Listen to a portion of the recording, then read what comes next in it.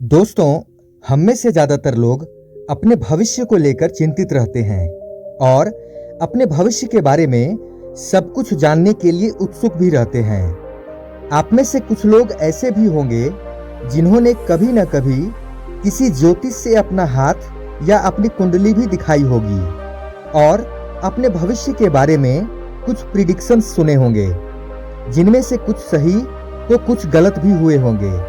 दोस्तों, आज की वीडियो में हम लोग इतिहास के सबसे महान भविष्यवक्ताओं में से एक नास्ट्रेदमस के बारे में जानेंगे, जिनकी 450 साल पहले की गई सटीक भविष्यवाणियों ने पूरी दुनिया को आश्चर्य में डाल दिया है। नास्ट्रेदमस फ्रांस के एक 16वीं सदी के भविष्यवक्ता थे।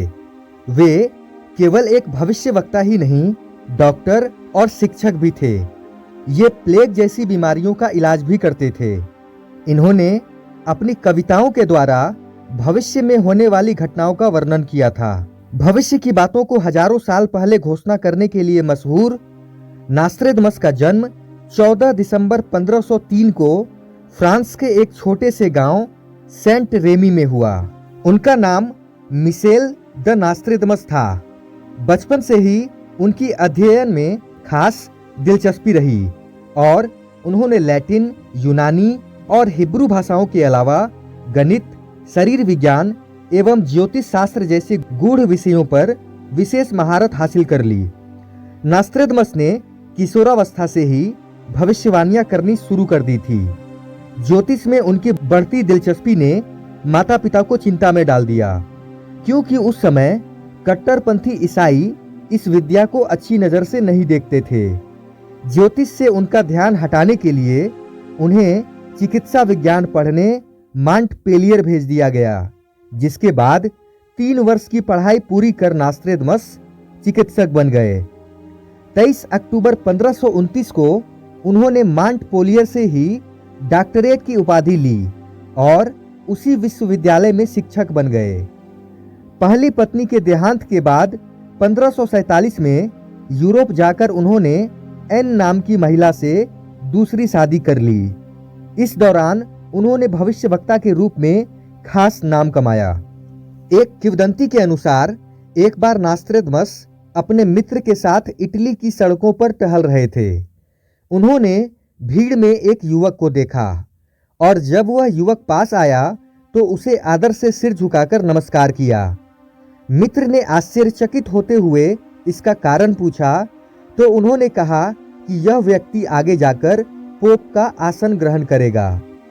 किंवदंती के अनुसार वास्तव में वह व्यक्ति फेलिक्स पेरेती था, जिसे 1585 में पोप चुना गया था।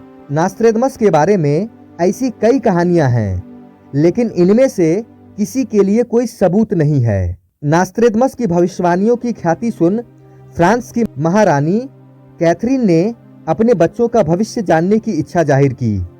नास्ट्रेदमस अपनी इच्छा से यह जान चुके थे कि महारानी के दोनों बच्चे अल्पायु में ही पूरे हो जाएंगे, लेकिन सच कहने की हिम्मत नहीं हो पाई और उन्होंने अपनी बात को प्रतीकात्मक छंदों में पेश किया।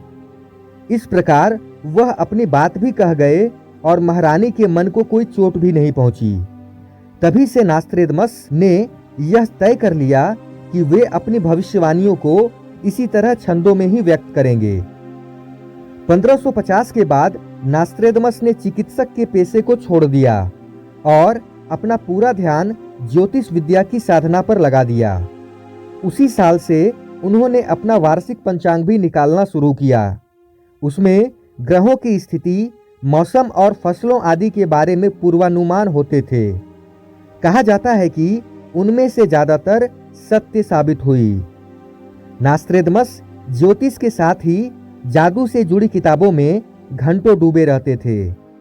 नास्ट्रेदमस ने 1555 में भविष्यवाणियों से संबंधित अपने पहले ग्रंथ सेंचुरी के प्रथम भाग का लेखन पूरा किया, जो सबसे पहले फ्रेंच और बाद में अंग्रेजी, जर्मन, इटालवी, रोमन और ग्रीक भाषाओं में प्रकाशित हुआ। इस पुस्तक में 942 भविष्यवाणियां थी तथा इस बुक ने फ्रांस में इतना तहलका मचाया कि यह उस समय महंगी होने के बाद भी हाथों हाथ बिक गई। उनके कुछ व्याख्याकारों का मानना है कि इस किताब के कई छंदों में हिरोशिमा, नागासाकी पर परमाणु हमला, प्रथम विश्व युद्ध, नेपोलियन, हिटलर और कैनेडी आदि से संबंधित घटनाएं स्पष्ट रूप से देखी जा सकती हैं। व्याख्याकारों ने नास्त्रेदमस के अनेक छंदों में तीसरे विश्व युद्ध का पूर्वानुमान और दुनिया के विनाश के संकेत को भी समझ लेने में सफलता प्राप्त कर लेने का दावा किया है। नास्त्रेदमस ने अपनी भविष्यवाणी को कुछ इस तरह लिखा है: 7 महीने महान युद्ध, बुरे कामों में मरे लोग। कई लोग इसे विश्व युद्ध मानते हैं। लोगों का मानना है कि रूस और यूक्रेन का युद्ध तीसरे विश्व युद्ध में बदल जाएगा। वहीं कई लोग इसे चीन और ताइवान के बीच संघर्ष से जोड़कर देखते हैं। उनका मानना है कि ताइवान को बचाने के लिए अमेरिका आएगा, जो एक बड़े युद्ध की शक्ल लेगा। अधिकांश शैक्षणिक और वैज्ञानिक सूत्रों का कहना है कि ये व्याख्याएं गलत अनुवाद या गलतफहमी का परिणाम हैं और कुछ गलतियां तो जानबूझकर भी की गई हैं।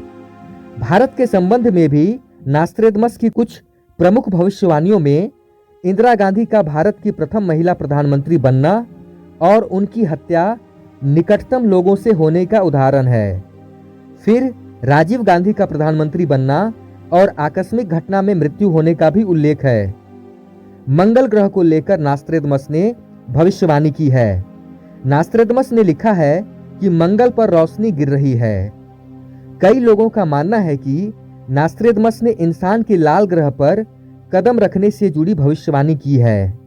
वहीं कई लोगों का मानना है कि इंसानों को मंगल पर पहुंचाने से जुड़े मिशन में एक बड़ी कामयाबी इस साल मिल सकती है। स्पेस एक्स के सीईओ एलन मस्क मंगल पर इंसानों की कॉलोनी बसाने की बात कह चुके हैं। वह 2029 तक मंगल पर इंसानों को भेजना चाहते हैं।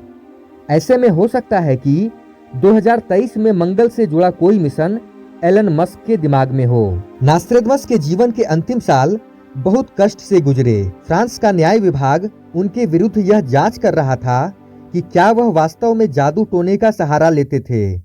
यदि यह आरोप सिद्ध हो जाता तो वे दंड के अधिकारी हो जाते। लेकिन जांच का निष्कर्ष यह निकला कि वे कोई जादूगर नहीं बल्कि ज्योतिष विद्या में पारंगत हैं। उन्हीं दिनों जलोदर रोग से वे ग्रस्त हो गए। शरीर में एक फोड़ा हो गया जो लाख उपचार के बाद भी ठीक नहीं हो पाया। उन्हें अपनी मृत्यु का पूर्वाभास हो गया था। इसलिए उन्होंने 17 जून 1566 को अपनी वसीयत तैयार करवाई। 1 जुलाई को पादरी को बुलाकर अपने अंतिम संस्कार के निर्देश दिए। 2 जुलाई 1566 को इस मशहूर भविष्यवक्ता का निधन हो गया। कहा जाता है कि अपनी मृत्यु की तिथि और समय की भविष्यवाणी वे पहले ही कर चुके थे। एक व्याख्या के अनुसार नास्त्रेदमस ने अपने संबंध में जो कुछ गिनी चुनी भविष्यवाणियां की थी, उनमें से एक यह भी थी कि उनकी मौत के 225 साल बाद कुछ समाज विरोधी तत्व उनकी कब्र खोदेंगे और उनके अवशेषों को निकालने का प्रयास करेंगे, लेकिन तुरंत ही उनकी मौत हो जाएगी। वास्तव में ऐसा ही हुआ। फ्रांसीसी क्रांति के बाद 1791 में 3 लोगों ने नास्त्रेदमस की कब्र को खोदा, जिनके तुरंत बाद उनकी मौत हो गई। दोस्तों, आशा करता हूं कि यह वीडियो आपको अच्छी लगी होगी। अगर वीडियो अच्छी लगी हो तो लाइक करें, कमेंट करें, शेयर करें और सब्सक्राइब का बटन दबाकर बेल आइकन को प्रेस करके ऑल का ऑप्शन जरूर सेलेक्ट कर दें, जिससे आगे आने वाली वीडियोस आपको समय पर मिल सके।